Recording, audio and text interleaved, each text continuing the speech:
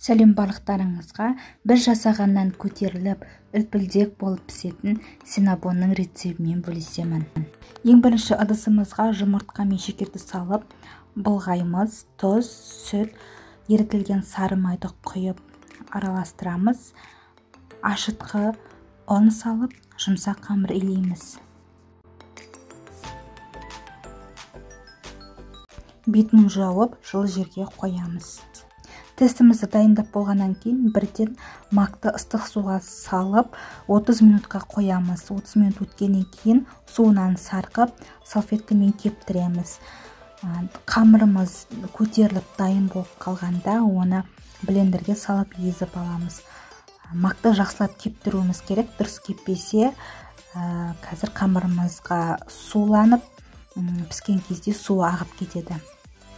Шамамен 1,5-2 сағатта тестіміз жақсылап көтеріледі. Қалыңдығы 1 сантиметр етіп оқтаумен жаямыз. Біртекті тегіз етіп жайып болғаннан кейін үстіне бөлме температурасындағы сары майды жағып шығамыз. Келесі енді мақ пен шекерді араластырып, тестіміздің үстіне сеуіп шығамыз. Енді видеода көрсетілгендей етіп, рулет сияқты орап шығамыз. Жіппен бірдей қалыңдықта барлық синабонымызды бірдей етіп кесіп шығамын. Пергамент қағазы төселген формамызға салып, 15 минутқа бетін жауып жылы жерге қоямыз. 15 минут өткеннен кейін синабондарымыз жақсылап көтеріледі. 180 градуста 20-25 минуттай пісіріп аламыз.